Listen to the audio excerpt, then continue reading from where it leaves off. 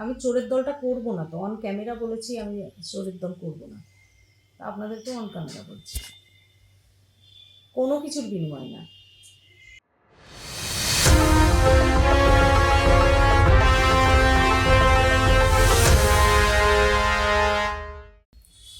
মুর্শিদাবাদ জেলা পরিষদ সভাধিপতির নেতৃত্বে যেভাবে চলছে দুর্নীতি, স্বজন পোষণ, এটা নিয়ে তো বহুবার বহু জায়গায় আমি প্রশ্ন করেছি, মানে লিখিত দিয়েছি, প্রশ্ন করেছি অ্যাডমিনিস্ট্রেটিভ মিটিংয়ে, জেনারেল বডির মিটিংয়ে বহুবার আমি বিষয়গুলো উত্থাপন করেছি।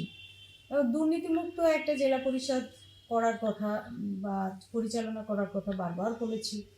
তো সেখানে এতবার বলার পরেও দেখেছি যে কারেকশন এরা হবে না, দুর্নীতিটাকে এরা প্রশ্রয় দিচ্ছে। তো স্বাভাবিকভাবে আমার মনে হলো যে সামনে এমসিটি কলেজ, আইন টেগর হসপিটাল, এগুলো একটা বেসরকারি সংস্থাকে দিয়ে একটা কাটমানির প্রচ্ছন্ন প্রচেষ্টায় আছে। আমি যখন দেখছি যে এগুলো আমি সংশোধন করতে পারবো না, আস্তে আস্তে আমি এমসিটি কলেজ বা আরএন টেগরটাও রক্ষা করতে পারবো না, এই চোর জেলা পরিষদের থেকে চুরির ভাগিদার হওয়ার কোনো ইচ্ছে আমার নেই বলে আমি রেজিগনেশন দিয়েছি। সেক্ষেত্রে আগামী দিন আপনার রাজনৈতিক ভবিষ্যৎ পরিকল্পনা কি রয়েছে? এখনো ভাবিনি কিছু, অ্যাকচুয়ালি রাজনীতি করবো নাকি নন পলিটিক্যাল কোনো অর্গানাইজেশনের সঙ্গে যুক্ত হব সেটা এখনো ডিসিশন নিইনি, ডিসিশন নিলে জানতে পারবেন। তবে হ্যাঁ, এটা ঠিক যে আমি বসে থাকবো না। তবে আপনার নিন্দুকেরা তো বলছেন যে ঘরের মেয়ে ঘরে ফিরতে পারেন আবার, ফলে সেক্ষেত্রে কি কংগ্রেসে? ভাবিনি সেটা, ও হলে সেটা সময় দেখবেন আর কি, যে হলে তো জানতেই পারবেন যদি আমি ফিরি। বসে থাকবো না এটা ঠিক, আমি একদম বসে থাকবো এটা থাকবো না।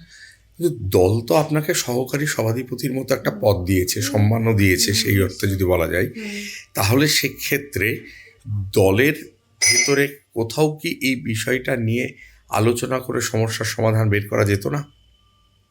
না, দল বলে কিছু নেই মুর্শিদাবাদে, এটা ভুল হচ্ছে। যদি দল থাকতো তাহলে সেই দলের একটা ইনফ্রাস্ট্রাকচার থাকে, দলের একজন লিডার থাকে। দল হলে তার একটা গঠনতন্ত্র থাকে, সেই গঠনতন্ত্রের উপর ভিত্তি করে একটা দল পরিচালিত হয়। এখানে তৃণমূল কংগ্রেসের কিচ্ছু নেই, না গঠনতন্ত্র আছে, না দল বলে কিছু আছে, না লিডারশিপ আছে। এখানে যারা আছে সব নিজের নিজের নিজের ব্যবসাটুকু হলেই যথেষ্ট, দেখা দরকার নেই বাকিটা। কেন বহরমপুর এবং জঙ্গিপুর দুটো সাংগঠনিক জেলা তৈরি করা হয়েছে, সেখানে চেয়ারম্যান করা হয়েছে, সভাপতি করা হয়েছে, সমস্ত রকম তো গঠনতন্ত্র মিলেই তো করা হয়েছে, তারপরেও এটা আপনার মনে হয় যে একটা ধরুন জেলা সভাপতি, তার একটা বুথ সভাপতি করার বা সরানোর ক্ষমতা নেই। একটা জেলা সভাপতি সে জানে না তাহলে যে এই জেলা পরিষদে কি চলছে দিনের পর দিন? এতবার আমি সরব হয়েছি, এত খবরের কাগজে বেরিয়েছে, এতবার চুরি প্রমাণ করিয়েছি, প্রমাণ করিয়ে তার টাকা পেনাল্টি করিয়েছি, দল জানে না এগুলো? যদি দল না জেনে থাকে তাহলে দলের নেতা কিসের? না তাদের ভাগটুকু তারা পেয়ে গেলে ব্যাস ঠিক আছে। এখন পর্যন্ত রেজিগনেশন দেওয়ার পরে দলের তরফে কেউ আপনার সঙ্গে যোগাযোগ করেছে?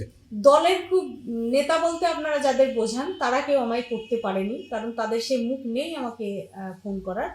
যারা নিচুতলার তৃণমূল কর্মী তারা অনেকেই ফোন করেছেন, যারা ছোট নেতা তারা ফোন করেছেন, তবে এটা বলেছেন যে দিদি আমরা পারছি না, আপনি পারলেন, আপনাকে স্যালুট করছি।